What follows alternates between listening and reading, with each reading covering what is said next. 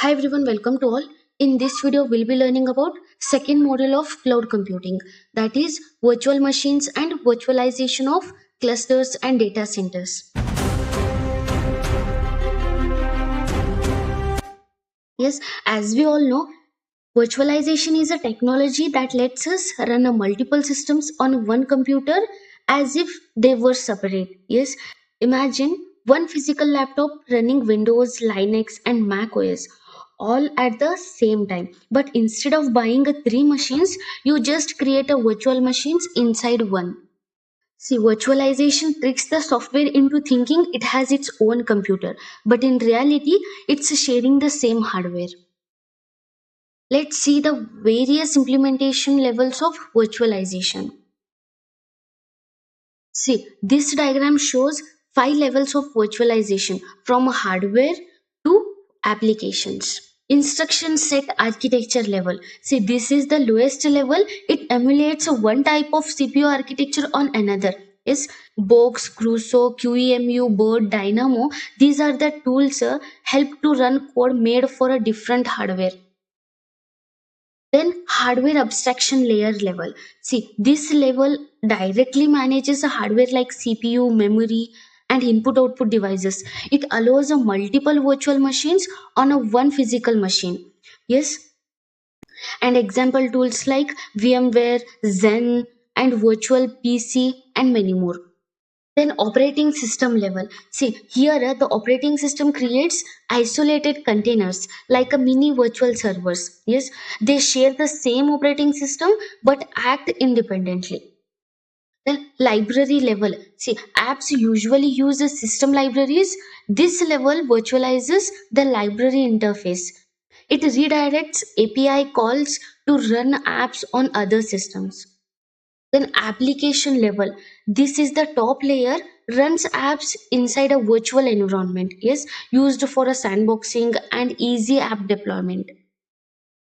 Yes, let's see one by one. So instruction set architecture.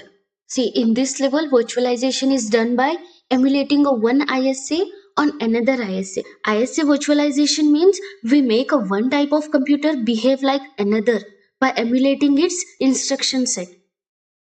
For example, we can run programs written for a MIPS architecture on x86 PC using a special software called an emulator.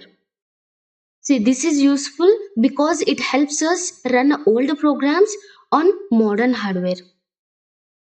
See, but emulation using an interpreter which reads one instruction at a time is usually very slow. To speed things up, we use a dynamic binary translation. It converts multiple instructions at once instead of one by one. Then it uses a program traces or a super blocks, which are a larger chunks of code to run the programs more efficiently. Then see, a virtual version of the original instruction set created using a smart translation and code optimization techniques.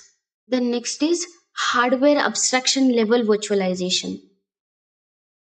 Yes, hardware level virtualization works directly on the physical machine. Then it creates a virtual hardware setup for each virtual machine, like giving each virtual machine its own pretend computer. Then this virtualization layer handles CPU, memory, and input output devices for each virtual machine. Then the main goal is to let multiple users or apps share the same hardware safely and efficiently. See, IBM's VM370 in the 1990s was one of the first to do this. Then modern example is Zen hypervisor, which lets different operating systems like a Linux run side by side on x86 machines. The next is operating system level. See, this type of virtualization adds a layer between operating system and user applications. Then it creates a containers, that is isolated spaces where applications run separately. Then all containers share the same OS kernel but behave like an independent server. See, it's useful for a virtual hosting where multiple users share one server securely. Then also used for a server consolidation, meaning many services run on a single physical machine. So example tools like Docker and Alexi that used widely in DevOps and cloud systems. Then next is library support level. Yes, see, applications usually don't talk to the operating system directly. They use libraries and APIs. So this virtualization happens between the apps and the system libraries. It works by intercepting API calls and redirecting them as needed. See, Wine lets Windows applications run on a Unix system by converting Windows API calls into Linux friendly ones. Then vCUDA. See, this allows virtual machines to use a GPU acceleration even if the GPU is shared. Then application level. This type of virtualization runs each application like a mini virtual machine. It also called process level virtualization because it runs one app at a time in a separate environment.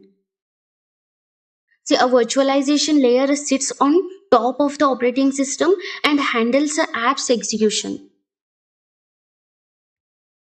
For example, Java Virtual Machine runs Java apps and .NET CLR runs .NET apps.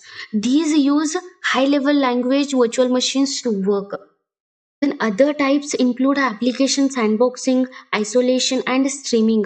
These methods wrap the app in its own virtual layer. It doesn't affect the system. For example, LANDesk allows apps to run from a one file without installing them. So thanks for watching. If you found this video helpful, don't forget to like, share and subscribe for a more insights on a cloud computing, and also check out our playlist for a more in-depth topics. See you in the next video.